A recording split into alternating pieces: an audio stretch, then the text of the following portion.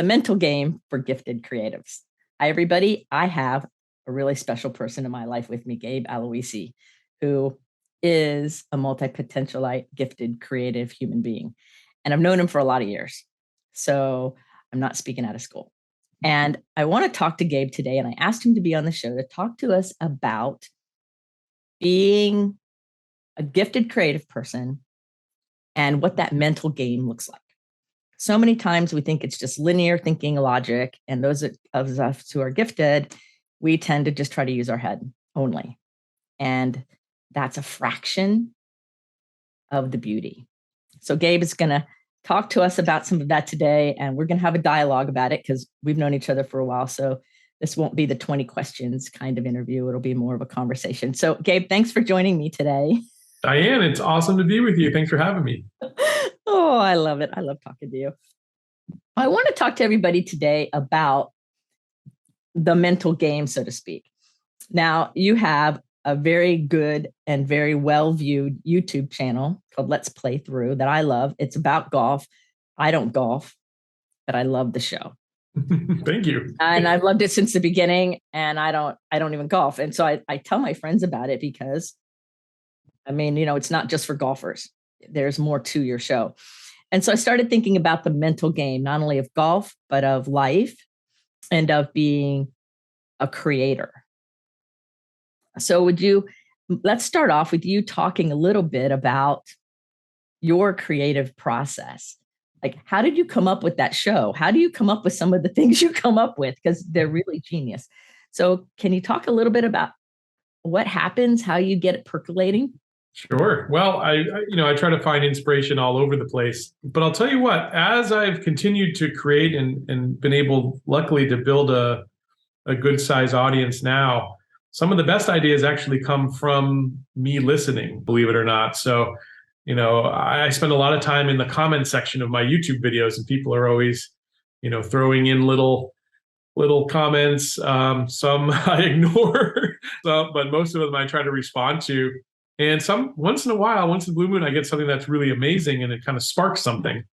I think the key to doing what I do well is to really be diligently thinking about what does that viewer really, really want? What will solve their problem? What will help them with the struggle that they have? Now, for me, it's kind of weird. It's just, it's a fun game of golf, but of course, people want to be better at it. They want to they want to excel at it. They don't want to have to be, breaking clubs over their knees anymore. And so, I kind of approach it from their perspective. What would be something that would really, not just a video that I'd like to make, but what would be really important to them and help them, and what's the struggle that they're having. And so oftentimes I found really good ideas in the comment sections. And in fact, what's really strange is having that ear to listen and hear what the problem is or what's the layer behind that problem. That's where my most viewed videos have come from, or my most successful videos, I guess you would say. One guy wanted to know if golf balls were actually balanced. And so I did this like saltwater golf ball balance test in my pool. It was probably one of the easiest videos I ever created. And that was one of the most viewed videos on my channel because it's something that everybody wanted to know. So just having the ear and then always looking it through the lens of not, again, what I'm going to get out of it, but what can the audience get out of it? I think that's critical to success on a platform like YouTube, for instance. Right. And I think that concept is critical to success anywhere, is to be able to put ourselves in the position of, or crossing the bridge even, to the listener, to the audience, whether it's in a conversation like you and I are having, or in a family, or in a classroom, or on a social media platform of any kind. If we're only focusing on us, we're missing the point. Yeah, the audience. I remember Tony Robbins, I learned something he said years ago, probably before he was really as big as he was, is the meaning of your communication is the response you get. And you pay attention to the listener and you speak to them. Mm-hmm. Rather than observing body language is key too when you're doing that in person with somebody. It's harder to do over like a Zoom call, like we were talking about before we started recording. Right. We're all doing these Zoom things, but in person, just reading people, because sometimes they'll say one thing and they really mean another. And that there's definitely an art form to that. So give us a little insight into your art form of what happens when somebody's saying one thing and you're feeling something else, because that's very common.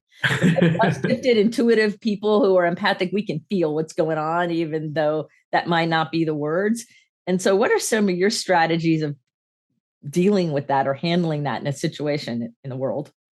Well, I guess I'm always somebody who kind of calls things out or puts it on the table. So if I feel like somebody is doing that, maybe they're saying one thing and they're meaning another, and I see that, what it feels to me, and I don't know how to explain it, but I think there are probably subtle gestures that are throughout evolution. Humans, if you're paying attention, kind of know. Right. So usually I just like, is this what you're actually thinking, or I'll somehow try to frame it in a way where the idea seems to come from them, if that makes sense. So I'll pose a question to them, or rather than just coming out and saying it, maybe I will subtly, hint at it and then let them come to the realization, or let them spill the beans, if you will. Right. I've learned that over the years too in my profession, is if I'm feeling something from somebody else and they may not even be aware of it yet, or they may be, right, because we don't know, to help them see it so that it's their perspective, because it is really theirs to start with, and help them give their own language to their thing is empowering to them. It also brings back that integration and congruency so that then the conversation or the interaction can move on with authenticity and sovereignty versus this split. Yeah, that's great. Absolutely. 100%. And it's always, people will take the advice if they feel like they're the ones that gave the advice too. Right. Or came to the realization on their own, Right. I had a client just the other day and she goes, you know what? Working with you, you're really sneaky. She said, we have these things, all of our meetings are these great conversations and great ideas, and you ask really great questions. She goes, but all my epiphanies happen during the week. Things will happen or whatever. And she goes, and it's like that multivitamin you take releases over time. And then it's like, whoa, I start seeing it for myself. And I thought that was a very interesting description, but I think it's true, That is true. The other hard thing, I guess, to do in those types of situations is to really put away your biases, because let's say somebody says something to you and it goes into you and you kind of filter it with, okay, this is what they mean. And I think a lot of people, then move on to the next thing. They filter it, they absorb it, and then, they're on to the next point of the conversation. But sometimes you've got to catch, like I find that I have to catch myself, like, okay, well, is this actually what they really mean? Or is this really the message they're trying to communicate? And then you have to have that secondary peeling of the onion, the next question that comes after that, the next one, to really comprehend it. And sometimes, what you first comprehend when you're having a conversation with somebody might not actually be what they're trying to say, because you're going through your own filters. Yeah, that's a really good point, because we all have our own filters, our own autobiographies and everything. And people might think we mean something, and that's not what it is at all. And we might think, oh, they mean this, and that's not it. It could be something totally different because their reference point's totally different. So that's a really good point, because always to do that second question, I call it verify and confirm. Make sure that what you think it is what it is. Yeah. And even then, that meeting of the minds, there still can be variance, obviously, because like we live in a world. It's funny because there's the neurodiversity conversation happening everywhere, and we live in a world that our egos think everybody sees the world the way we do, but the truth is nobody does. Right. No two people are alike. So that's an important thing. That's so true. Right? It's like, yeah. So what about the whole idea of like emotion and feeling? Because, a lot of, we live in a culture where, men aren't really allowed to have too many feelings, because if they do, there's something wrong with them. It's getting better, but it's still not great. Sure. And so, and you have a lot of emotion. You're also very intuitive, and you're a great listener. So how do you channel your emotional energy in a way that serves you and the people you're serving? Well, I just try to really always be authentic, and in my art form now, which is YouTube, there's a lot of ways I could cut, like, I could edit something out or I could keep it in, right? So I'm crafting the story after the fact sometimes. But I've noticed the times that I've really been raw, like there was something that, like, for instance, a couple years ago, I broke my leg and stuff, and I tell people, like, hey, I'm not going to be able to, shoot videos, and like the emotion came through, and I could have edited that out, I could have reshot it, and put a different slant on it, but I thought, if I put out that authentic energy, then the same thing will come back to me, and either people are going to, some people are going to be turned off by that, and some people are going to feel more connected by that, something like that. And the thing is, in any endeavor, you're not going to please everybody. But I feel like if you put yourself out there, if you're raw, if you show your emotion, then you'll get that same thing back. And I got that back from the audience. And the times I've done that on the channel, and I've shown some sort of emotion, whether it was sadness or fear or anxiety or whatever the case may be in those videos, I've often gotten some of the best stories back, and those people then become probably the most hardcore fans of the channel, because they feel like we've got a bond, because we've experienced similar things. So I think that anytime anytime you're nervous to do something, it's probably a good thing to try it.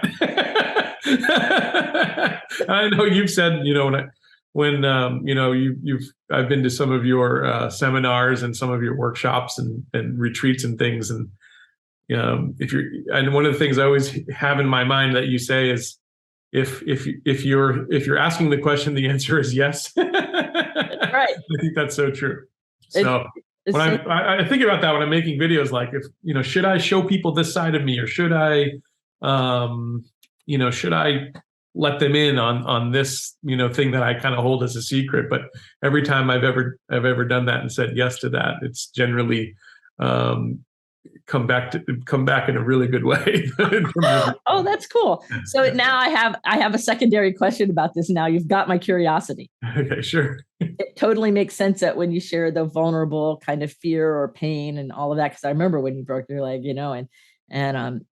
and that makes sense that people would gravitate toward that and bond. So when you show that part of you that's inspired and uplifted and doing something really cool, because you're an adventure type dude. All anybody has to know is, if Gabe's around, there's an adventure happening. For good or bad, yeah. For whatever kind you want to name it, it's gonna happen. But when you're showing those more joyful, happy, kind of inquisitive emotions, do you notice that same kind of audience engagement around the positive, happy, uplifting things as the things that are kind of trials and tribulations, or do you notice any kind of feedback difference in that?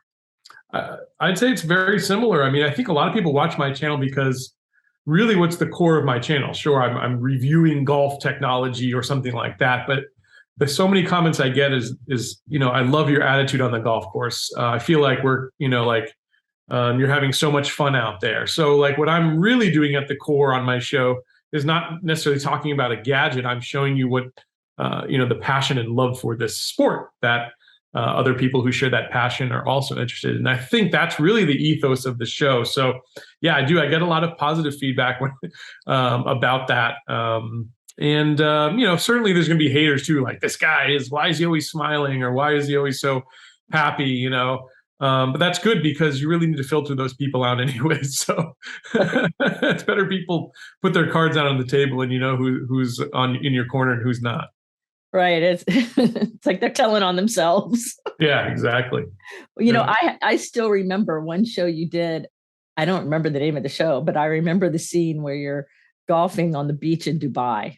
And it was Oman, but yeah, I know. Yeah, or wherever you were. And I'm like, what is this? And I still remember that. I don't even remember anything about the rest of the show, anybody the title of it, but it makes me keep coming back, because I never really quite know what's going to happen. And I love that creativity, that intelligence you put into it. It's not haphazard, even a little bit. And it's very creative. And I think for gifted people, that's an important thing to understand, that creativity is like cyclical. It comes and goes and we flow with it. It also kind of moves like water, but we also want to apply our intellect, the linear part, but it's the supporter. It's not the driver. That, at least that's the way I say it. Yeah. I love that analogy. So I want to talk to you about a movie I saw, The 7 Days in Utopia. That's not it wasn't a very big movie, but I liked the movie a lot. And in there, the older legend is teaching the young kid who had a temper tantrum on the golf course, and it was epic, and it was all over the news, the whole thing. And he's teaching him how to shoot better, how to play better. And there are lots of lessons, but this particular one makes me think of you. And he had him sitting at an easel with the painting out, and they're going to paint how he's going to do the shot. So there was this big tree. He dropped the ball so that the hole was on the other side of the tree. And he said, "Now, what would you do?" So the young kid gets up and he stands there like he has a club in his hand, though he didn't, and was like, "Okay," and was standing and motioning like, "Well, I would, whatever all the terms are, chip it that way," I think is what he said, and get it to go around the tree. And then the older guy said, "Okay, now draw it, paint it." And the lesson was you have to see the goal, you have to feel it, which I took to mean like an intuitive kind of feeling, like the emotion, gut, intuitive, like employ the body senses, the deeper senses. And then you have to trust. And I took that to mean kind of like trust your own ability, trust the universe, just trust the process. So could you please speak to that see, feel, and trust, and how that may or may not kind of fit into your creative way, or way somebody can start thinking about how they can like up their creative game in general and come out of their head a little bit? Well, I think with any creative endeavor, there's different ways to approach it. You can just start, you start with a blank page and you start creating, or you start with a plan in mind, and you know where you're going to go. Maybe if you're writing a book, you have an outline, or you've got if you're making a movie, you have a storyboard. I've found that I'm much more successful when I really plan it out, when I visualize it out. And that's how golf is too. The game of golf, when you've got a negative thought in your head, almost always those negative, like if I think to myself, I'm going to miss this putt, I'm almost guaranteed I'm going to miss that putt. So what I'm doing on the golf course, oftentimes when I'm taking a swing, or before I take a swing, is I visualize that shot. And like you said, in terms of feeling the shot, I want to, there is a feel when the club strikes the ball, when you hit it right, you can feel it. And I visualize and kind of, try to see exactly, this is the trajectory that ball is going to take. It's going to curve off to the right, to the left just a little bit. And I also have to take into account lots of things that are happening around me. What does my lie look like? Meaning the ball sitting in the grass. Is there grass behind the ball? Is it deep in the grass? Is it sitting up on the ball? How is that club going to impact it? What's the wind doing? So golf to me is such a mindful experience, and to really visualize that shot is so important ahead of time, because when I do that, if those negative thoughts come at me and I say, well, I don't know if I'm going to do this or I'm going to do that, or if, let's say you're behind a tree, you could go left and curve it right, or you could go right and curve it left, right? Well, when you don't, anytime I've never been sure of what I was going to do, and I took the shot, generally it was a bad shot.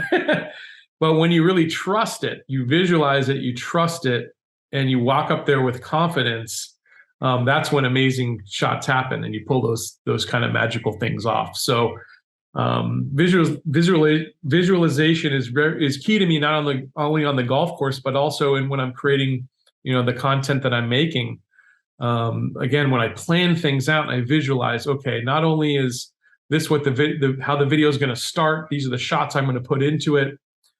This is what the thumbnail is going to look like, because in my art form, the thumbnail is kind of the billboard to get people to click is so important. When I plan all that out in advance of actually even creating the video, my videos are so much more successful. And when I just kind of haphazardly just start, and see where it ends up, that doesn't serve me too well personally. Not to say that it couldn't for other people, but at least in my process, I've really got to, think through all those little details, and generally I have a better result. So when you dial in and bring it all together, it comes together in a way that is desirable for you. Yeah, and I think that putting that energy into it, something about, putting the energy in, it comes out like that too. Like, I always feel like those videos people connect with a lot more. When I've planned it out, I've thought about, for instance, I did a top 10 video, like top 10 mistakes that people make when they buy golf clubs. That was my video this week, and it's doing really, really well because, again, I try to put myself in their place. Well, if you're walking into a store, what are the steps you're going to take? And, what are some of the pitfalls that you might face, or some of the challenges or obstacles along the way? And I really planned that video out. I'm not someone who scripts it out, but I put bullet points. Okay, I'm going to talk about this. I'm going to talk about this. I have to mention my advertiser here, that I'm going to talk about this. Right. And, I got into the nitty gritty on that video, and it was a really good video for the channel. So again, just, framing everything through what is the viewer, the person who's watching this really going to get out of it? What's the lesson? What's the challenge that I can help them overcome? That's again where the magic happens. Oh, that's cool. So how do you take that same strategy and understanding and apply it in your family life? Like, you're a father of 2 gifted sons that are just amazing, and you have an amazing wife. And so how do you use these strategies of that trust and feel and being in that authenticity with raising your children and being a father? There's a lot of people listen to this show and watch the show that are parents of gifted kids, and they're gifted themselves. And so extrapolate it out a little bit. Like, we're not just talking about YouTube. We're talking about how a gifted creative person navigates life here. So would you talk about that, please? Yeah, well, I try to give my kids opportunities to express themselves, whether it's playing with Legos, drawing, playing the, music or whatnot. So giving them outlets, letting them explore those things, and then decide if they want to do it or not do it. Because I think you should at least try. But I'm not one of those parents who's going to say, well, you're going to go to piano lessons, 3 days a week, and or or you're not getting dinner or something like that. Now, I want them to have a love and a passion for whatever they're doing. So, my goal, I guess, as a father, is just to, be there for them to answer questions, be a sounding board, and encourage the creativity that they have. Right. And it's different in both of them.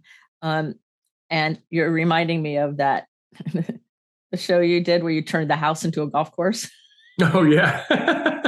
Yeah, my wife loved that. Yeah, she loved that one, I'm sure. And there's times where you include your family and the boys in whatever the fun thing is that you're doing. And so I think that is valuable, to have our life be one big life that has lots of facets versus being rigidly siloed into different sections. Yeah, very true. And I appreciate that about how you do things. Those videos do good too. Anytime they pop up in videos, generally it's pretty good. I took them shopping with me to Costco in that video. Again, it's the simplest concepts. One person in the comment mentioned, hey, have you checked out this golf club that Costco sells? And it turned it into a series that's had millions of views on my channel, and really grew my channel, completely almost overnight. And it was a really simple idea, but I brought my kids on that one. Maybe that helped too. Yeah. Maybe it was the synergy, of the golf and the fun and the you being a dad and the boys, and people can really relate to the multifaceted life. There's more going on than just what this one avenue is, and you allow that to show up.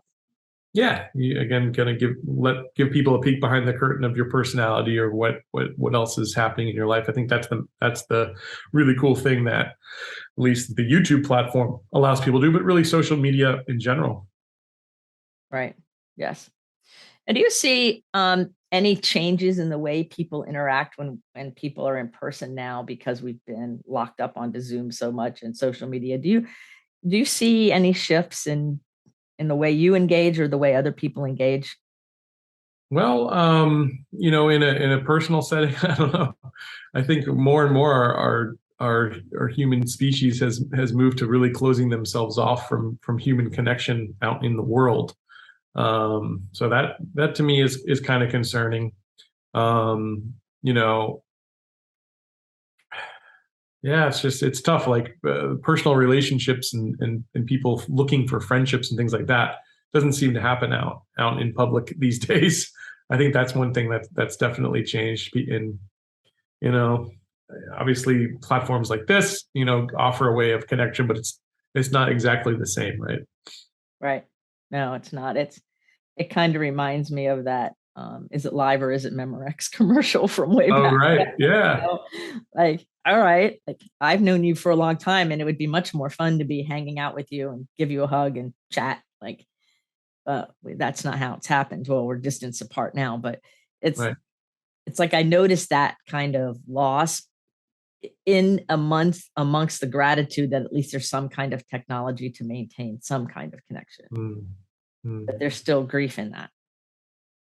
And then and the other thing is there's just I don't know the right word for it, but people aren't, I don't know if it's kindness or something, but they've lost a little bit of manners, it seems like, because people are so wrapped up in their own little world, whether it's being at home or on a screen or something like that. And so when people are out in public, they're not like conscientious of other people around them. Sometimes I've found that to be the case. Yeah, I think that's true too. I've noticed it. In fact, I just went with my friend into the forest here in North Carolina to check out waterfalls just the other day. And we both commented that the people were being nice, the other tourists, like, look, people are being nice. And I'm like, why is that feel so stunning? Right. And I'm like, because I think a lot has changed. First of all, there's people. Second of all, so many people aren't necessarily being as nice as I used to experience them too. So it's like both of us were like, look, everybody's so nice here. Is it because of the forest? Right. Or I don't know what it is, but look, they're all being nice. We were just kind of laughing about it, like, oh well, whatever. Something about nature that puts you in a good mood. It's really important. Mhm. That's how I take my creative breaks. I like to go out and take a hike or something like that. That's you said that you mentioned that I'm a kind of an adventurer, and the reason is I feel like that's something that I need to kind of recharge my creative battery. Yes. So I would love you to share a little bit about how you take care of yourself. Like, we know you like to have fun and adventure and things like, but what do you do to keep the batteries charged? Like on a real, like, down to earth personal level. I think a lot of people, especially men, they hear the word self-care and people imagine the word self-care is pedicures and manicures and get a massage. And nah, that's maybe a piece of it for some people, but that's not what I'm talking about. And so how do you do it? How do you maintain your creativity and keep your batteries charged? You have a lot of responsibilities, your business, your family, friends. Yeah, I certainly I search for ways to on occasion disconnect because I'm a person who's on a device a lot of times, and sometimes I just catch myself and I'm like, just put it down for a day, for a couple days. Like I was in Ecuador, I basically turned my phone off for a week, and I texted my dad and a few other people who I knew would be worried if they didn't hear from me. And I was like, listen, I'm turning my phone off, and you're not going to hear from me, but and that was actually really nice to like kind of unwind from that kind of stuff and just disconnect. So I do that. I think consuming other creators' art forms is really important to me. So, I mean, I'm a person who loves the theater. I wish I could go more. I love to go to an art museum. I love to read a book, although I can't say I've read too many books recently, although I'm reading a really good one all of a sudden. And then, other, YouTube creators, I get a lot of ideas that help me charge my creative battery just by looking at other niches that I'm interested in, other hobbies that I'm interested in outside of golf. And I take some of those ideas and I weave them into my own channel. And I think that is one way that for me is kind of gets me out of the day-to-day that I'm in, and it kind of expands the creativity. Right. Yeah. I find that to be true too. It's like when I expand beyond like other things that I just love to talk about or do or think about that maybe aren't known to the to people unless you know me pretty well. And that keeps my juices going, or I end up with ideas, and then I end up with lots of Post-it notes. I like Post-it notes. I'll tell you what I do that I wish I didn't do is I send myself emails. Yeah. Oh, reminders. But see, I have all these. This is just from yesterday.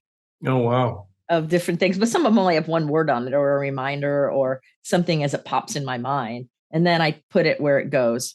Whether it's something for the next book, or I'm doing a talk Friday, or whatever it is, so that it's captured, and then I can put it in its proper spot. I like that. Otherwise, the loop stays open, and I'm not sure if I got it all, or did I forget it, or what about this, or what about that? Right. Yep. I've been keeping a notebook of ideas for like videos, especially, but you could do this for anything. But it's just, and again, this is probably something that you talked about in one of your retreats, but you're going to get ideas. I get ideas all the time. Again, whether it's from watching other creators, whether it's from people leaving a comment, whether it's just from me thinking about what people are interested in. Some of those ideas are good. Some of those ideas are okay. Some of those ideas are amazing. I've been trying to just like, when an idea comes, just write it down and then come back to that. And if I've got a week where maybe I don't have the content calendar or the videos that I'm going to create, and I know exactly what I'm going to create, then I go into that book of ideas and then I see, well, what am I feeling like right now? Or, is what I wrote actually a good idea? Or should I go further down the list? I do that too. Do you ever write down an idea, and then when you go back and look at it, you can't remember for the life of you what it even means? Oh yeah, all the time. I don't even know what this says or what I was thinking, or I wrote it in chicken scratch. I can't even read my own handwriting. Right. It was important in the moment, though. But I think that's part of it for gifted people, like, because for fast thinking, all these ideas come, and then sometimes they kind of dissipate. We don't even know what we mean later or whatever. And I always teach, and I had to teach myself this first, is there's always more where that came from. So if I look at the list of 50 things and half of them don't make sense, there's more where that came from. There's always a constant flow. All we have to do is connect and allow it. That's that feeling and trusting part that helps us see. Like, I think that works out. So when we trust our intuition or the inspired ideas, or I call them elegant ideas, they show up, and then we can do something with them or not. And there's always more. I like that, because sometimes I think of it as a to-do list, but that's a better way to approach it. Always more. I used to think of it as a to-do list, and I stayed very stressed out because I am only so old, and I only have so much time in a day, and I'm not nearly as skilled at technology as you are. I told you the fun story before we started recording, and that's just one of them. So I have to really pay attention to those things. And so I'm like, you know what? I'm just going to make it. First of all, I call it a to-done list. Like I write it down when I've done it. Nice. But I give myself permission to only do that which I'm inspired to do. Yeah, I like that. And not force it. Because I think if we force it, that challenges our authenticity. We come across with that mixed message, like we started talking about in the beginning. And so therefore, I don't think we're as well received as we would want to be. And I don't think that whatever the power in the message is, I think it gets lost in that disconnection, even if it was great. Yeah. And like I mentioned before, like at least for me, the best performing things that I've done were the easiest to do. They weren't hard. They weren't difficult. And it was also quick.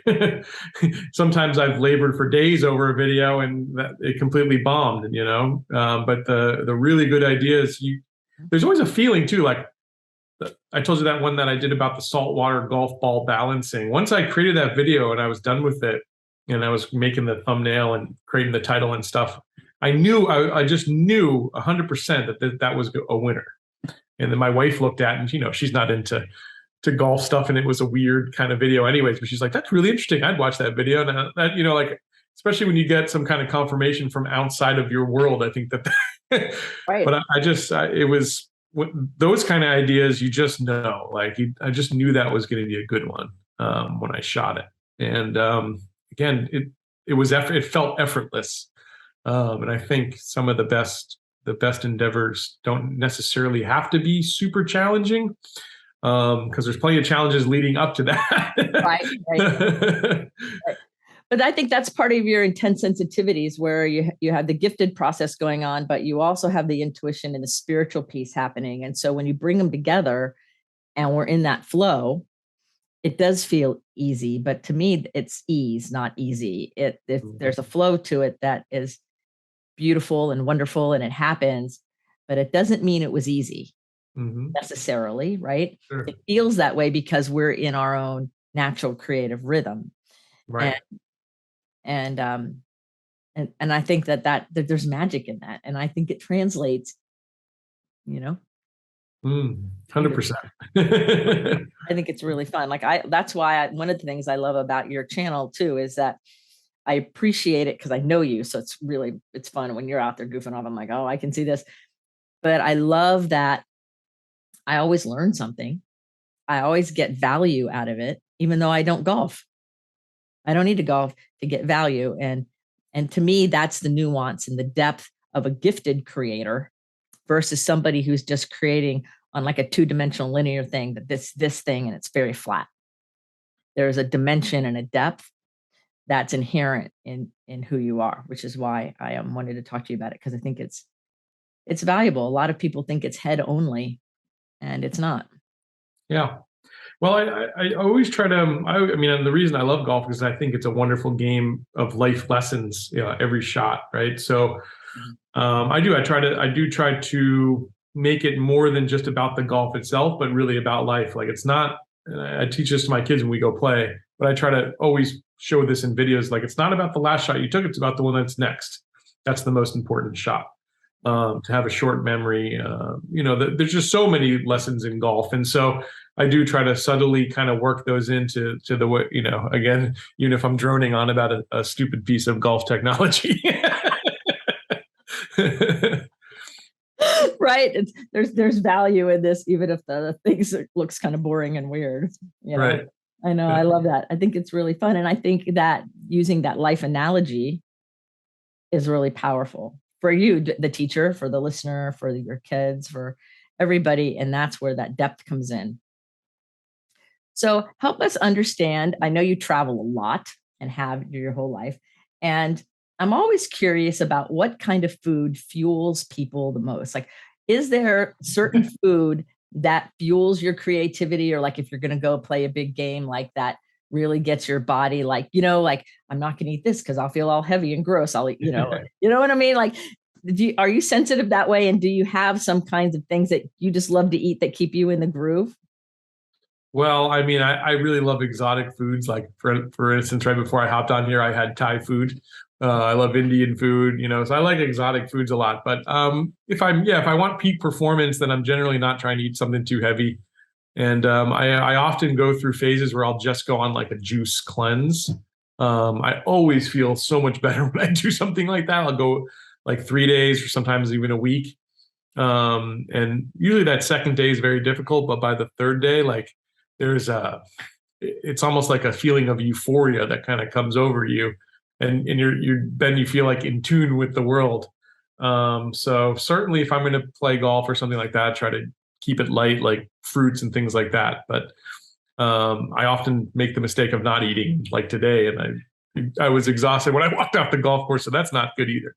I got a friend, John, and he always tells me, he's like, you got to put fuel in the fire, Gabe, so and he's always got some snacks or like nuts, like healthy things to kind of munch on while he's playing. I think that's the best way to do it.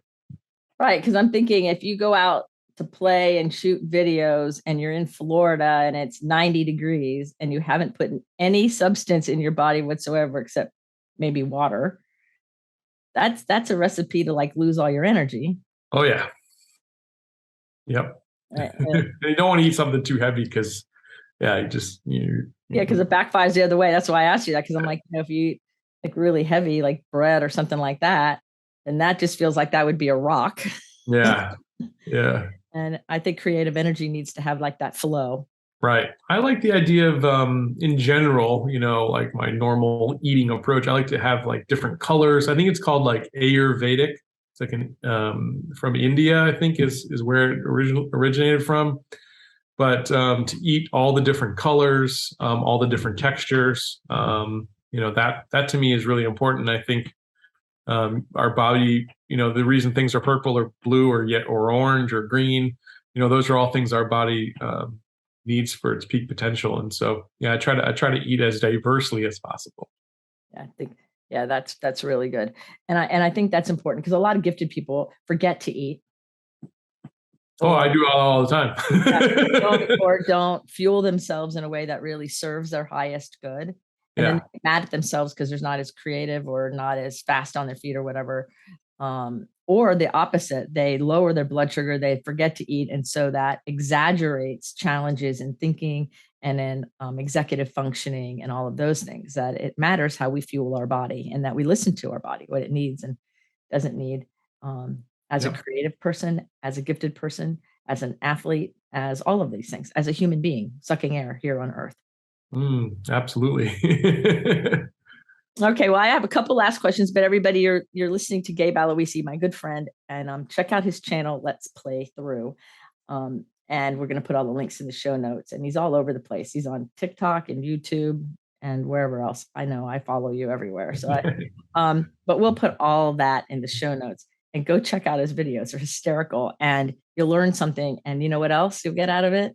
More creative ideas. And it's amazing for your own life and your own journey, what you're doing. So the last question I have for you is this. If you were a tree, like maybe out on the golf course, whatever, what kind of tree would represent the essence of you? Like if we were going to convert Gabe into a tree, what kind of tree would you be? Well, I'm looking out my yard here, and I've got this beautiful magnolia tree, and I feel some type of connection to that tree. It's got it blooms these beautiful white flowers, but it's so like peaceful and serene, and it's strong and sturdy as well. And it's something that people can sit on and lean on. Like it has these branches that are very like flat and long. My kids just kind of stand up or sit down on them and look at the lake or whatever. And I love that. So I like to think of myself as somebody people can lean on. Other creators always ask me my ideas, and I try to be very generous with, helping other people who are endeavoring to do something creative. I think a magnolia tree. That's beautiful. You brought me back in history because this is a story unrelated to golf, but it's related to magnolia trees. That when my mom and dad were first dating, and my mom called my dad at one point, and she said, "What are you doing?" He said, "I'm sitting under a magnolia tree, dreaming of you." Oh, and they were just first dating. And wow. And we had a magnolia tree in our yard, and we always got that story of the magnolia tree. And when you said that, I'm like, oh yes, I know. I saw your expression. and I love magnolia trees as well for the fact that they're sturdy, and I love the flowers. How the flowers are so delicate and the leaves are so strong. There's like all the same tree. Right. So that was really, really, really cool. So. One last question. I said that was the last question, but I thought of another one. If somebody was endeavoring to create, because you are very generous about these things. If somebody was endeavoring to start letting their creative juices flow, because a lot of gifted people, they're in their head, they feel it inside, but they're afraid to like let it out. Do you have any suggestions of maybe some first steps to help give somebody permission to let that part of them show up? Sure. Well, I mean, using the word permission, I think is a powerful one. As you said, so many people they get wrapped up in planning, and they get like, and that's just kind of a way to avoid having to do the hard work. I mean, honestly, you've got to just try. And again, the world of YouTube, a lot of the bigger creators will say you've got to do 100 crappy videos before you've really earned the right to make to really make an impact on your audience. And I think that they're 100% correct. I've made now, I think, 252 videos is the count. And I only know that because I got some email like, congratulations, you uploaded your 250th video on YouTube last week. But now I finally feel really comfortable. So it's a muscle you have to exercise to get good at. Any creative endeavor is. No one starts out being good. And we were talking about our kids earlier, and I use this with my son. He's been getting really frustrated trying to learn how to play the guitar. And, there's a beauty in the struggle. I think is really important. There's lots of lessons in the challenges that you have in the beginning, and no one gets to where they're at in any creative endeavor without making a lot of mistakes along the way. So you just have to be willing to start and sometimes see where that leads. As you know, Dianne, my channel started as something that it's not anymore. It completely evolved from where it began. So you can't do that if you don't actually hit record on the video camera, in my case, or put a paintbrush to the canvas, or to put pen to paper. Now, we spoke earlier about how it's great to plan, and I still think even in the beginning, try to plan a little bit and kind of see where it takes you. But in the beginning, you also just have to do more doing than thinking. And then once you really master your craft, you can think a little harder on on what it is. So yeah, it's just starting out, taking the first step, and trying to. It's easy for me to say, I guess, now to say it, overcome your fear or something, but you just have to start. No one's gonna. In general, I think the world is filled with people who seek to understand, and who are in general positive. I mean, certainly there's going to be haters, there's going to be trolls, there's going to be people who say you can't do it or whatnot. But I think, on average, there's mostly, people who are positive people out there. And there's going to be somebody who's dying to see what you do. And I think that's also an important thing, is if you don't put it out, if you don't create it, then there's someone out there who's missing it, who could really use it. And if you think of it that way, if you get outside yourself, again, and think about the person who will be consuming that piece of art, I think that's one way to get yourself over the fear of starting. Yes, I think those are very wise words. And you're reminding me of when I was working with people with mental illness, and I had this one guy, he used to always say, "Don't think about it, be about it." Nice.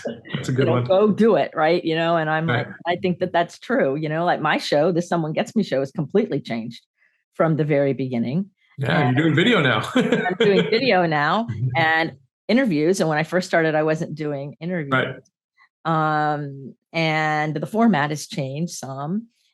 And I've changed a lot. So then who I have and what I'm doing is also different. So I think we have to give ourselves permission to just jump in and start. Because when I first started hearing about podcasting, you were there, and I'm like, okay, I'll do it. And I had no idea what I was getting into. If it wasn't for you being so generous and saying, do this, now do that, now do this. Well, I couldn't do that unless someone told me how to do that either. I was horrible when I first podcast. Well, I couldn't get like 2 sentences out without stumbling all over myself. Right. It was 5 years ago. I just had the 5-year memory of when I said that I was approved on Apple because you told me how to do it, and I did it, and it was so fast. I'm like, hey, it's so fast. But it's like you had to start somewhere. We all have to start somewhere, and we have to be willing to just be in the flow of the process and not judge ourselves today by what we did then, and to appreciate the journey. I wouldn't trade any of it for anything. And it's fun. I think it's fun. I think it's fun to grow and change and evolve and bring cool ideas out of us into the world, because there's going to be that one, even if one person enjoys it or gets a benefit, it's good enough. Yeah. And if you don't do it, they wouldn't receive that. So I think that's powerful. It could be a powerful motivator. The other quick tip I'll say before we end this is that um, to put your deadline out there. And I know you've done this in the past. But when I wrote my first book, I just told people, "Hey, I'm launching this book on this date." And I hadn't even started writing it, but guess what? Like, if I wasn't going to be made a liar, then I had to actually make that deadline. So sometimes you got to force yourself and force the hand there that way. I do that with myself all the time. Like, okay, I'm going to have this done by this day. And I'm like, already then now I have to ante up and do it. and there's some magic in that, I think, sometimes, Certainly. Yep. All right. Well, Gabe, thank you so much for being on the show with us today. And thank you for your wisdom. Thank you for your friendship. Thank you for all the good that you put into the world, both through your family and your work. So thank you very much for being here. Thanks for doing this show, Dianne. Having me on. I appreciate it. You're welcome. Remember, everybody, put your face to the sun so the shadows fall behind you, because you're a rock star and you are here on purpose with a purpose. So go out there and let your light shine. Get about doing it. Don't just talk about it. See you next time.